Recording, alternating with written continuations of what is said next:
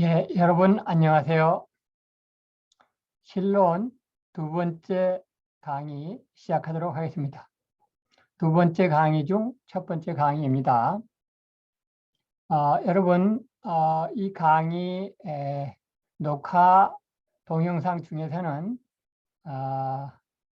기도하는 시간을 일부러 갖지 않겠습니다. 그러나 저는 이 강의 시작하기 전에 개인적으로 기도를 하고 강의에 임합니다. 그래서 될수록이면 여러분도 강의를 듣기 전에 짧게라도 좋으니까 기도를 하시고 강의 자리에 임하시면 좋겠습니다. 될수록이면요.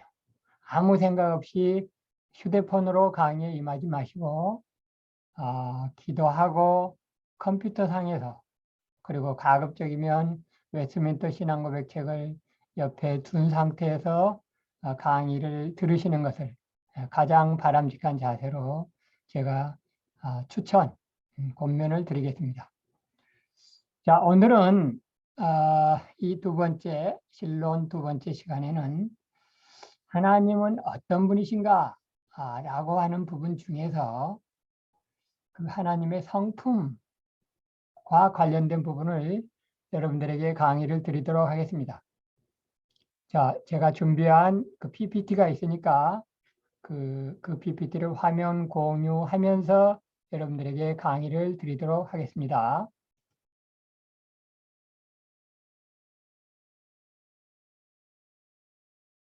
자, 여러분 PPT가 보이십니까?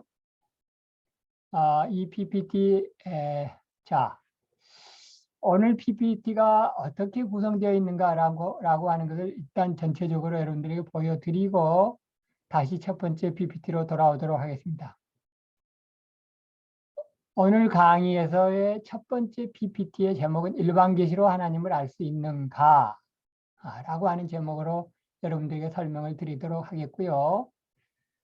두 번째는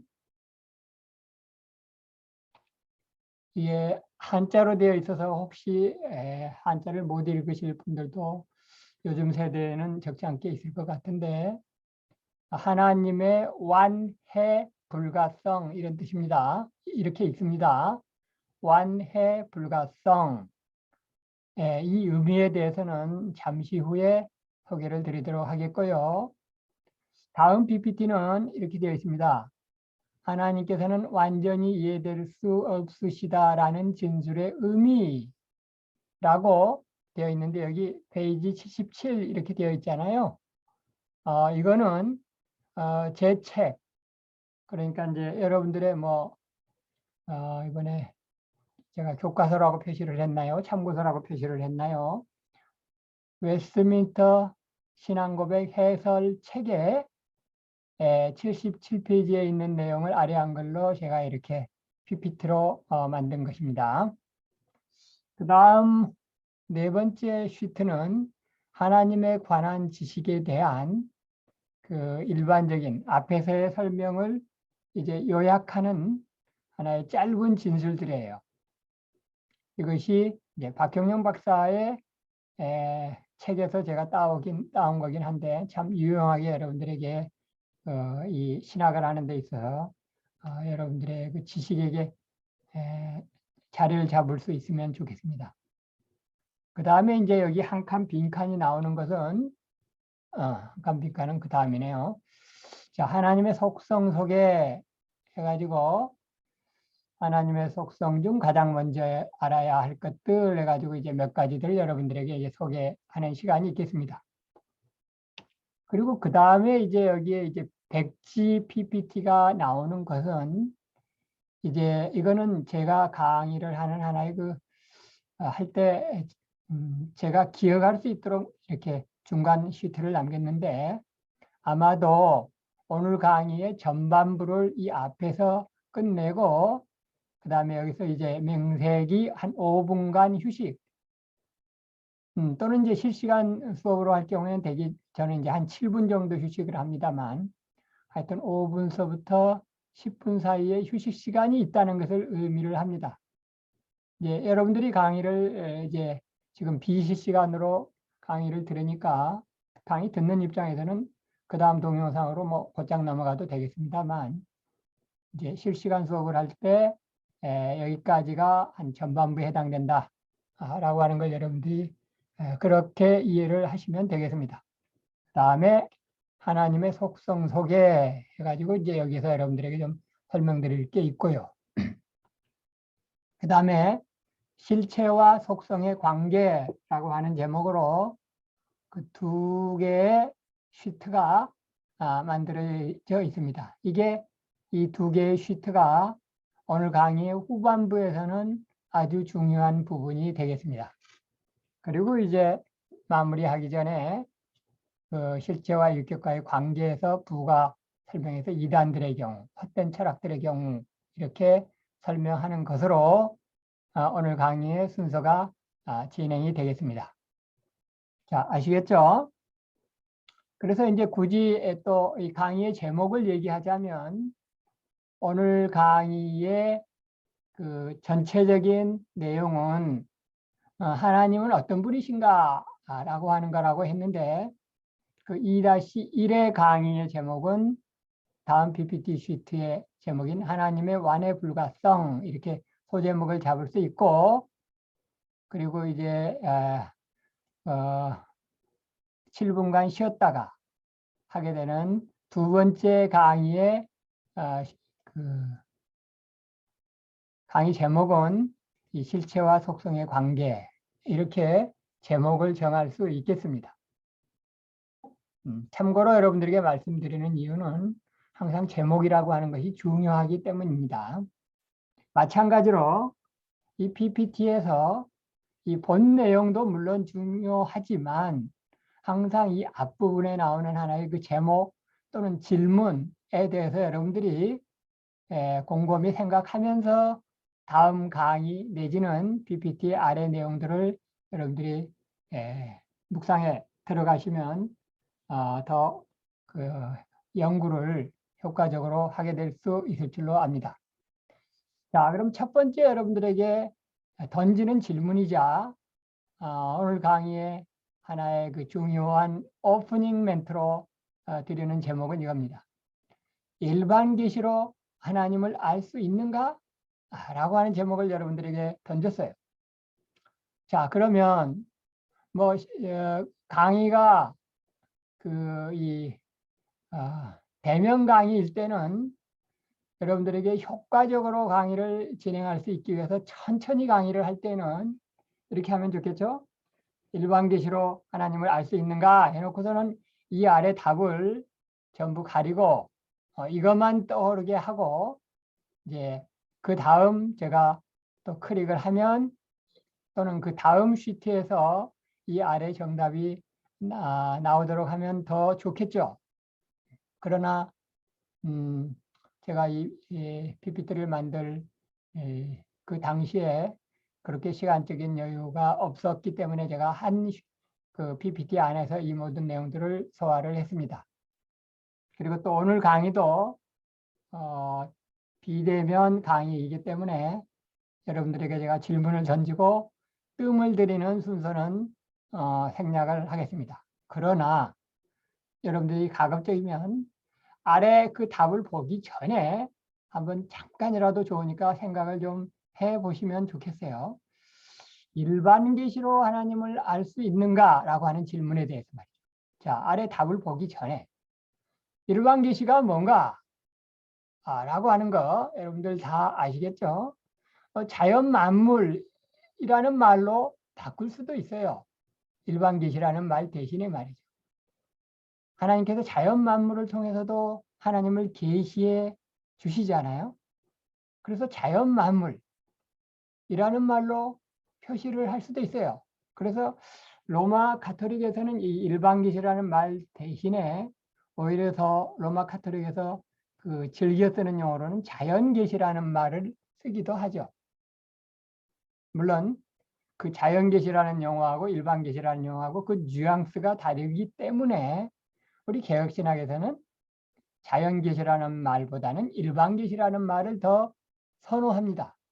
그 이유에 대해서는 또 여러분들이 나중에 뭐 신학서론이라는 과목을 통해서 공부를 할 때 그 이유를 그러니까 왜 로마 카톨릭에서는 자연계시라고 하는데 우리 개혁신학에서는 일반계시라는 표현을 더 즐겨서 쓰는가 라고 하는 이유에 대해서는 나중에 또 다른 과목에서 여러분들이 공부할 기회가 있을 것입니다.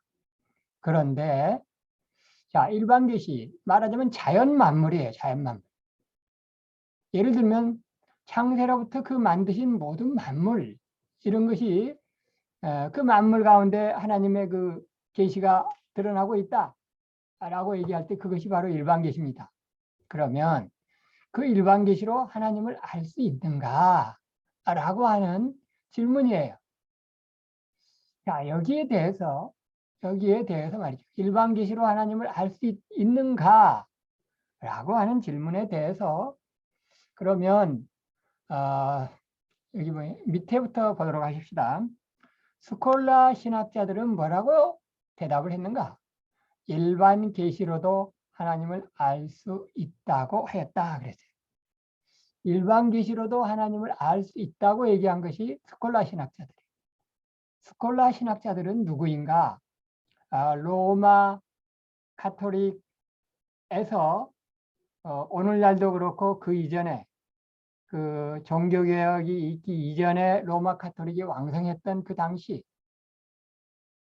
그러니까 거의 중세에 해당하는 그 1000여 년의 기간 동안에 왕성했던 철학과 신학을 말하자면 같이 아우른다고 생각했던 신학이 스콜라 신학입니다. 그 스콜라 신학자들은 그렇다. 일반 계시로도 하나님을 알 수 있다. 이렇게 생각을 했습니다. 그리고 그 근거로는 여기다 이제 그 근거를 두 가지를 여러분들에게 설명을 드렸는데, 이성을 중시해서 우리 인간들에게 이성이 있잖아요. 그 이성을 하나님께서 주셨는데 그 이성, 뭔가 합리적으로 판단할 수 있는 어떤 그 지적인 능력, 뭐 이렇게 표현을 할까요? 이성? 그 이성이 있기 때문에 그 이성을 가지고 일반 계시, 자연 만물을 통해서도 하나님을 알 수 있다. 이렇게 얘기를 하면서 성경의 근거로는 로마서 1장 20절을 들이댔습니다. 로마서 1장 20절을 들이댔다라고 할 때 로마서 1장 20절이 어떤 구절인가? 여러분들이 시간 되는 대로 찾아보시면 좋겠습니다. 제가 시간을 절약하기 위해서 여러분들에게 말씀을 드리면 이런 구절이에요. 창세로부터 그의 영원하신 능력과 신성이 그 만드신 만물에 분명히 보여 알게 되나니 라고 하는 구절이 로마서 1장 20절의 구절입니다. 자, 다시 한번 여러분들 어떤 구절인지 여러분들 여러 번 보셨던 잘 아시는 본문이죠. 창세로부터 그 영원하신 능력과 신성이, 그 영원하신 능력과 신성이라고 하는 것은 하나님의 영원하신 능력과 하나님의 영원하신 그 신성이 창세로부터 그 만드신 만물에 분명히 보여 알게 된다. 이렇게. 그래서 분명히 보여 알게 된다. 그 구절만 가지고 보면 그 만드신 만물의 말이죠. 그 일반 계시로 그 만드신 만물에 그 영원하신 하나님의 영원하신 능력과 신성이 분명히 보여 알게 된대요. 그리고서 뭐라고 한 거니? 그러므로 저희가 핑계치 못할지니라 라고 하는 것이 이제 로마서 1장 20절 말씀인데요.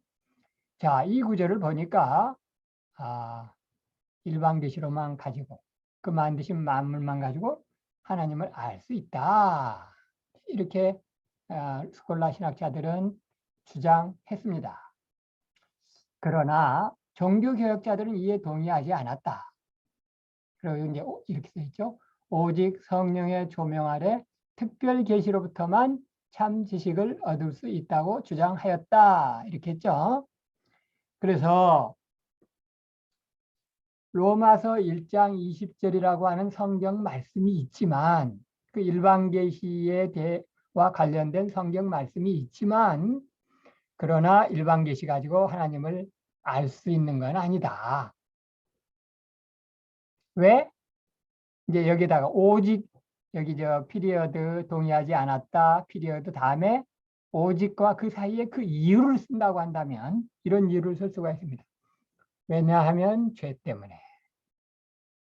아담의 타락으로 말미암아 인간 세계에 죄가 들어왔잖아요. 그래서 인간이 죄로 말미암아서 눈꺼풀이 어두워졌어요. 눈뿐만이 아니고 하나님을 알 수 있는 그 분명히 알 수 있는 그 능력을 상실해 가지고 있는 것이 인간의 상태입니다. 그러므로 성령께서 조명해 주심으로 성령께서 빛을 비춰 주심으로 특별 계시라는 것으로부터 성령의 조명을 받을 때 참지식 하나님을 알 수 있다. 이렇게 종교 개혁자들은 얘기를 했습니다. 자, 아시겠죠?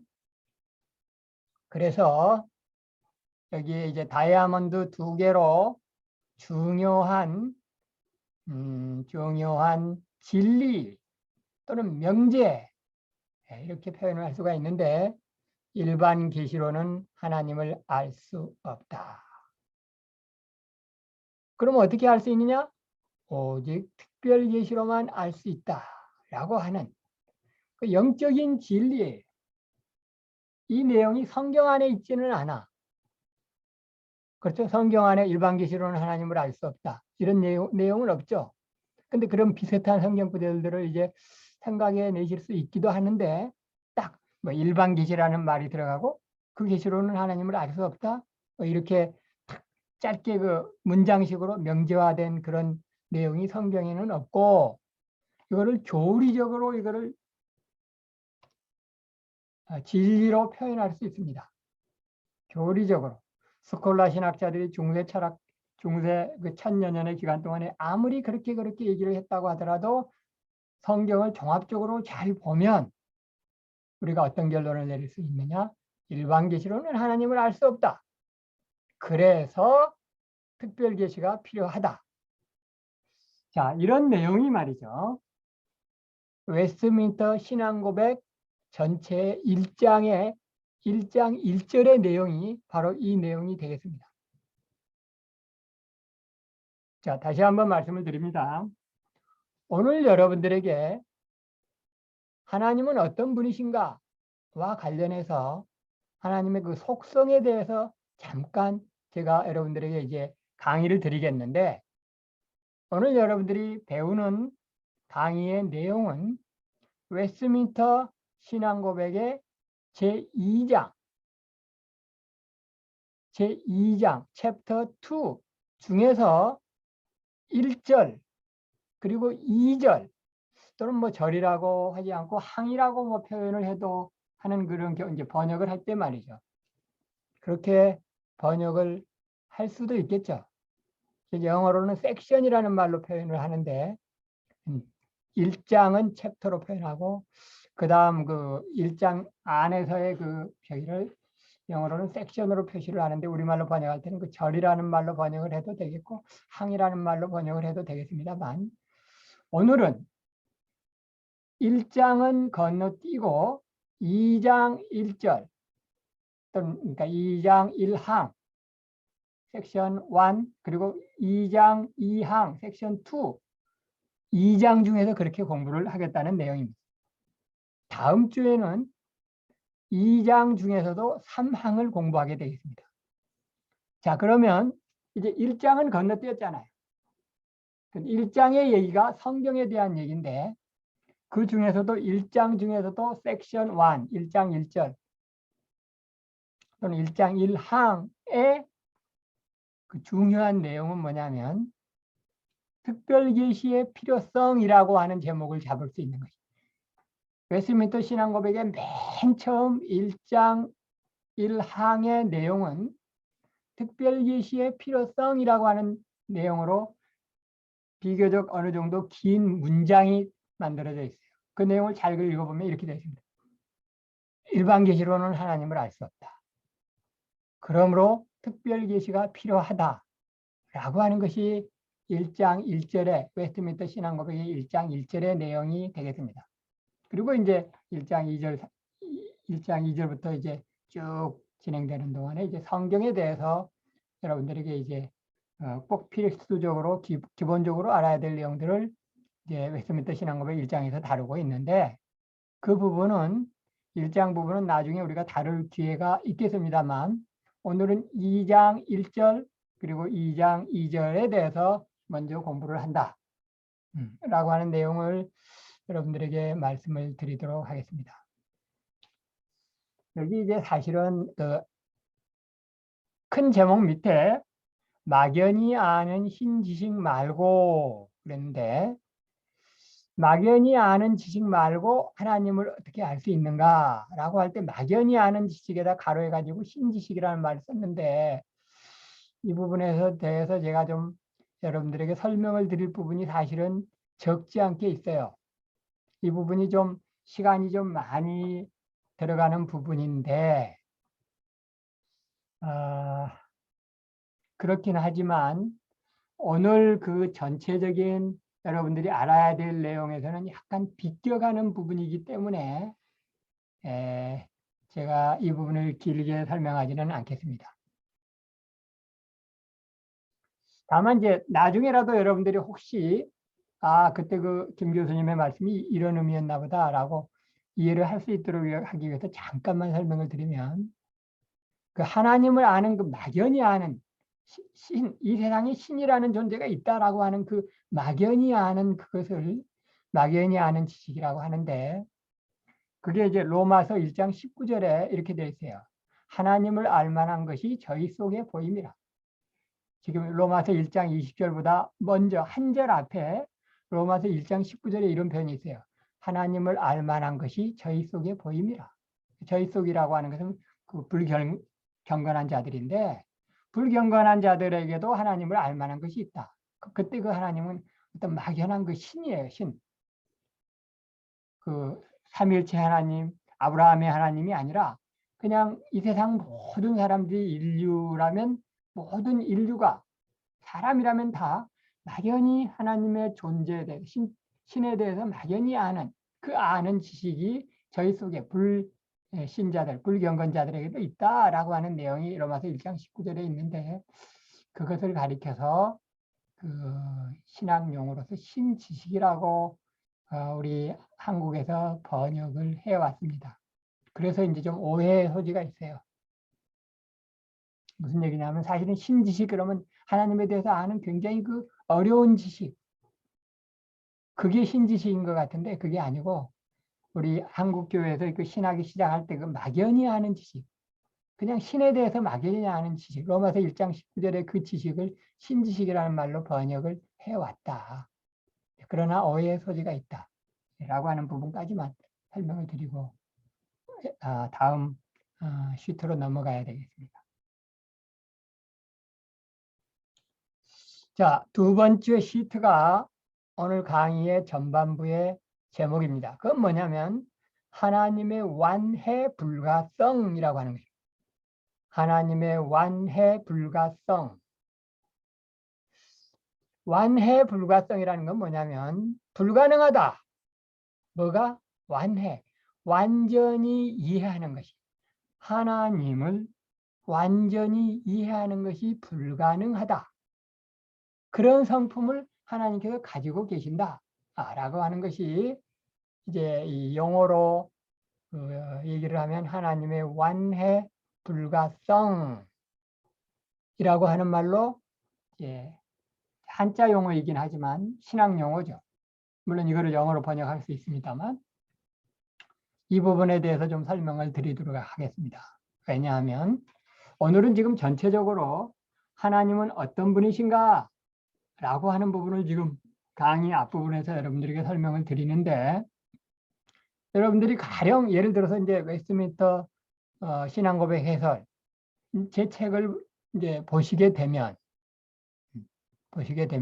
뭐 오늘 강의 중에는 꼭 그 책이 없어도 여러분들이 잘 따라올 수 있도록 제가 강의를 진행해 나가겠습니다만 여러분들이 꼼꼼히 공부를 하시려면 사실은 제 책 웨스트민스터 신앙고백 해설 책을 미리 한번 그 제목만이라도 그 작은 소제목만이라도 한번 쭉 읽어보시고 제 강의 동영상, 녹화 동영상을 들으시는 게 좋습니다.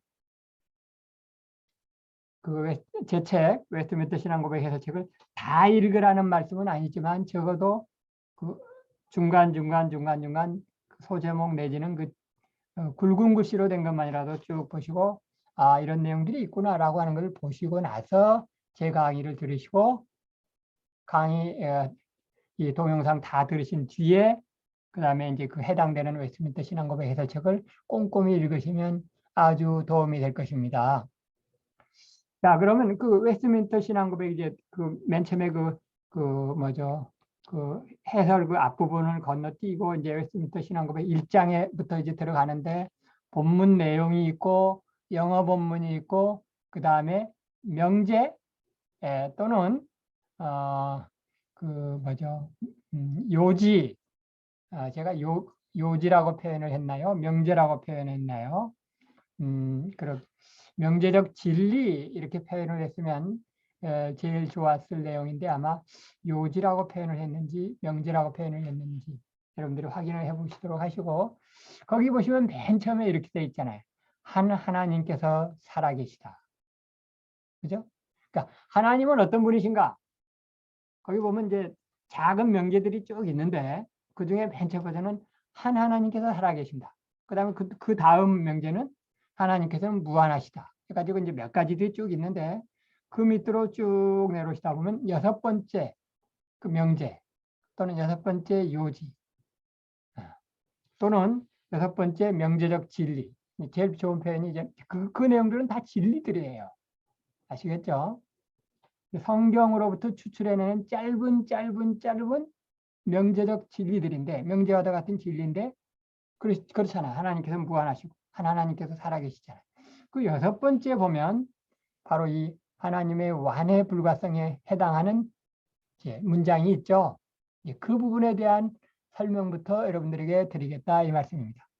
그 전까지는 첫 번째부터 다섯 번째 이르기까지는 여러분들이 혼자서 읽으셔도 이해를 하시는데 별 어려움이 없어요.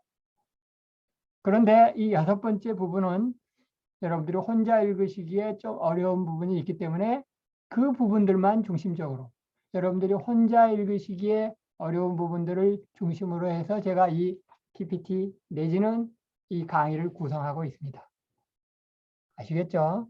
그래서 이 PPT에 있지 않은 그 명제적 진리 중에 첫 번째부터 다섯 번째까지는 여러분들이 읽으신 것으로 전제하고 여섯 번째로 지금 껑충 뛰어와서 자, 이 부분부터 설명을 드리겠다는 말씀입니다.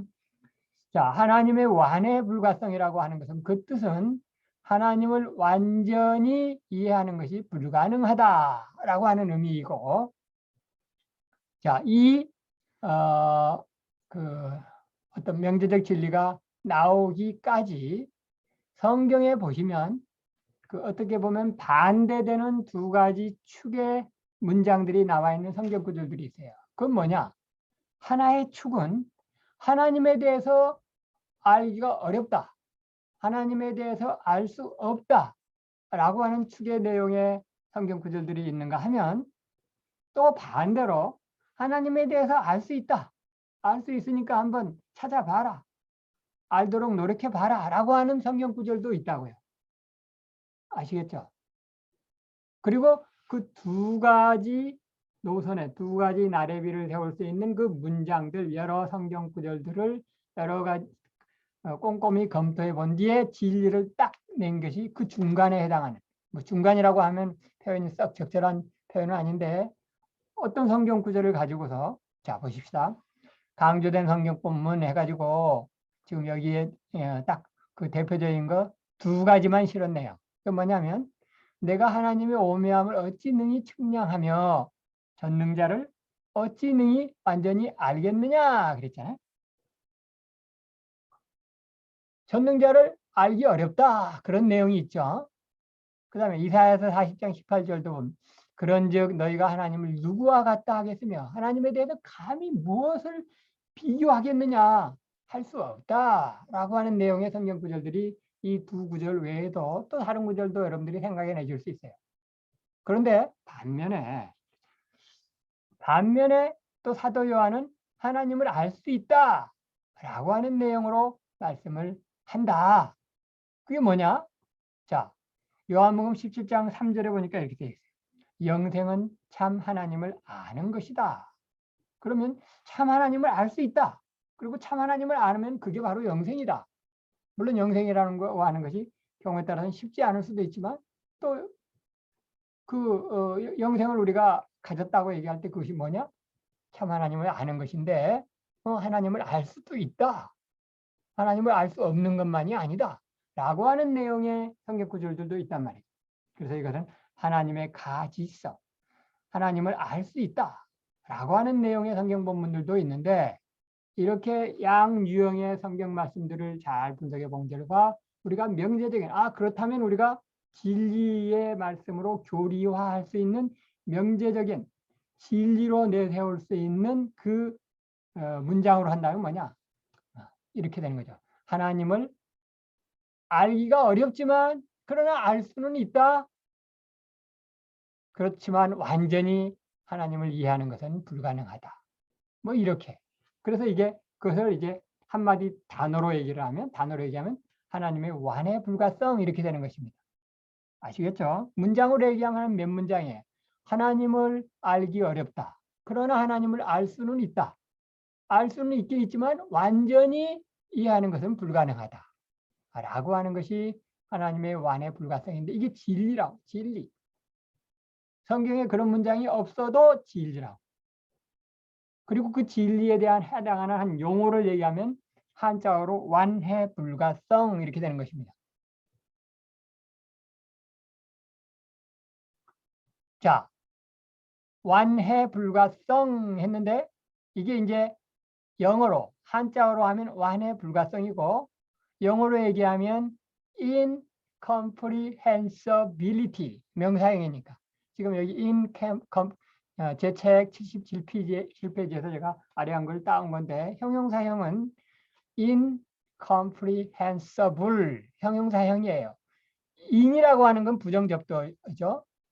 부정. 아니다, 없다 이런 뜻이고. comprehensible 이해할 수 있는 이라고 하는 형용사형에 부정접두를 붙이고 이거를 명사형으로 하면 incomprehensibility 이게 완해 불가성 하나님은 이런 분이셔 라고 하는 그 용어가 되겠습니다. 이 의미가 뭐냐? 이 의미가 뭐냐?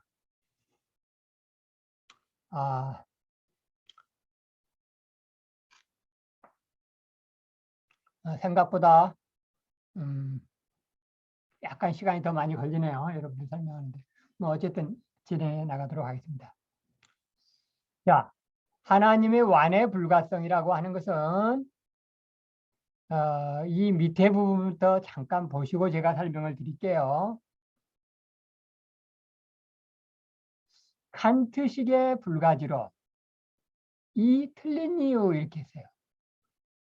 여러분들이 이 한 문단을 보시고 칸트식의 불가지론이 틀렸구나라고 하는 것을 아실 수 있으시면 좋겠어요. 칸트식의 불가지론을 가리켜서 또 다른 말로 뭐라고 표현하냐면 형이상학적 불가지론이라고 얘기를 해요. 그것이 틀린 이유. 자, 이 설명을 하기 위해서 그럼 불가지론이라고 하는 것이 뭐냐? 이 설명을 해야 되는데 조금 시간이 걸리겠네요. 그래서 이 오늘 내용하고 지금 이 PPT 시트하고 다음 시트까지 하고서 그 5분간 휴식을 해야 될 것 같습니다. 자, 불가지론이라고 하는 것은 무엇이냐면 아는 것이 가능하지 않다. 안다고 얘기하는 것이 교만한 생각이고 모른다고 해야 된다. 라고 하는 것이 불가지론이에요. 그래서 나오게 된 것이 닭이 먼저냐 달걀이 먼저냐. 결국은 닭이 먼저냐 달걀이 먼저냐 이 얘기를 하는 사람들은 여러분들 무신론자들이에요. 창조론자들은 닭이 먼저냐 달걀이 먼저냐 그거 얘기하지 않아요. 그죠? 여러분 그 이해가 되세요? 닭이 먼저냐 달걀이 먼저냐 그거를 우리는 알 수 없다. 알 수 없다고 얘기하는 것이 그것이 솔직한 자세고 그것이 객관적인 자세고 학문적인 자세다. 왜냐하면 닭이 달걀을 낳는 장면을 네가 봤느냐? 못 봤잖아. 네가 못 봤으면 그거를 모른다고 해야 돼. 그게 학문적인 자세야. 라고 하는 것이 소위 오늘날 학문의 근대적인 학문의 방법이에요. 그러면 불가지론이에요. 모른다고 얘기해야지 그게 솔직한 거고 정직한 거다. 객관적인 거다. 이게 불가지론인데 불가지론은 뭐냐? 그러니까 하나님에 대해서 말이죠. 하나님에 대해서 모른다고 얘기하는 것은 사실은 무신론이에요. 겉으로는 나 잘 모르 하나님 존재하는지 안 하는지 잘 모르겠어. 그러면 굉장히 객관적인 것 같죠. 솔직한 것 같죠. 그러나 사실은 그 사람들 마음속에는 하나님은 존재하지 않아. 이게 있다고. 그 마음속에 있다고. 그 불가지론은 무신론자인데 칸트는 무신론자는 아니에요. 칸트는 우리 기독교인들이 칸트를 비판하는 경우도 많이 있지만 사실은 독실한 기독교 신자였고 칸트의 그 신앙심이 오늘날 여러분들 웬만한 기독교인들보다 훨씬 더 신앙심이 좋았다고 말을 해야 돼요. 그런데 칸트식의 불가지론은 뭐냐면 이걸 형이상학적 불가지론이라고도 얘기하는데 그게 뭐냐면 우리는 하나님에 대해서 모른다. 하나님은 존재하시는 건 알아. 하나님은 존재하시는 건 칸트가 아는데 하나님의 본성에 대해서는 모른다고 해야 된다. 하나님의 존재 문제와 하나님의 본성에 대해서 그 얘기가 참 다르잖아요. 하나님의 존재는 칸트가 믿는데 하나님의 본성에 대해서는 모른다고 해야 된다. 왜? 그 예지계라고 하는 거다. 이제 헬라 철학자들의 그 바탕 위에서 칸트가 이제 철학을 진행하기 때문에 헬라 철학자들이 얘기했던 그 예지계, 플라톤이 얘기했던 예지계는 인간이 알라고 해야 알 수가 없는 거예요. 다만 우리가 접하고 있는 현상계만 알 수 있는 거예요. 이게 플라톤서부터 이제 어느 정도 칸트까지 이어지는 부분인데 알 수가 없어. 하나님의 본성에 대해서는 알 수가 없다. 이게 칸트식의 불가지론인데 그게 틀린 이유. 이 진술의 의미가 인간들이 하나님을 이해하는 일이 도무지 불가능하다는 의미는 아니다. 완전히 이해하는 건 어렵지만 도무지 불가능하다는 건 아니다. 왜냐하면 하나님께서는 우리 인간들을 위해 자신을 끊임없이 계시해주고 계시기 때문이다. 그리고 이 끊임없이 하나님께서 계시를 해주시니까 다른 말로 얘기하면 특별 계시가 있잖아. 우리한테 성경책이 있잖아요. 우리 안에 성경책이 있으니까 하나님께서 자신에 대해서 가르쳐준 특별 계시가 있으니까 우리가 하나님을 아는 것이 불가능하지 않죠. 계시가 있으니까 우리는 그 계시를 통해서 하나님을 알 수가 있다고. 그래서 칸트식의 불가지론이 틀린 거예요. 하나님께서 우리에게 주신 계시를 우리는 하나님의 자기 계시라고 해요. 하나님 자신에 대해서 우리에게 가르쳐 주시고 우리가 알기를 원하셨어요. 이게 성경책이죠. 그리고 이게 다른 말로 얘기하면 특별 계시예요. 자, 그래서 지금 여러분들이 가급적이면 30분, 35분을 넘기지 않으려고 하는데 미안하지만 지금 38분째 가고 있습니다.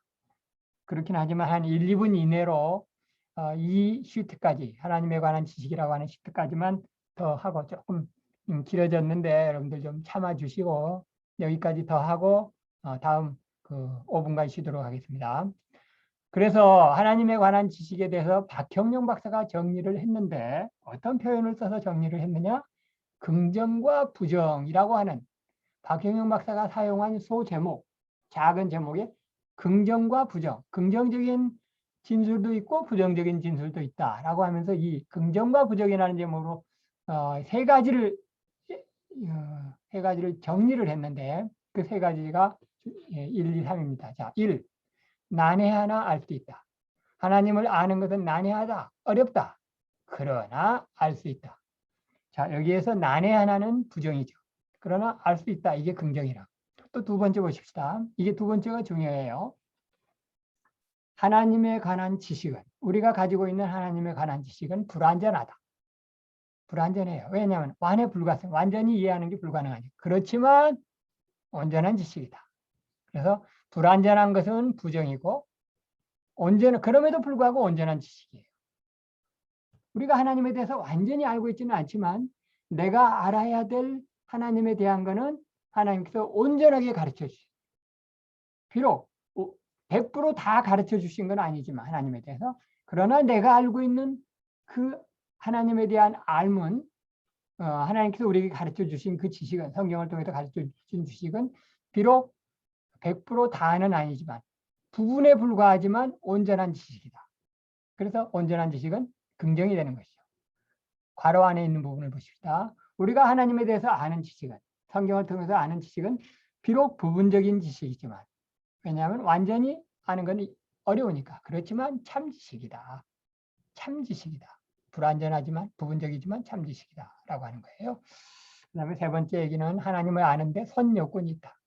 먼저 요건이 있는데 그것은 바로 하나님께서 우리에게 주시는 계시가 있기 때문에 우리가 하나님을 알 수 있다. 그래서 그것은 바로 하나님의 자기 전달이다. 하나님의 자기 지식, 이것을 우리에게 전달해 주시는 거예요. 이것을 자기 계시, 이렇게 얘기를 하죠. 자, 여기까지 하시고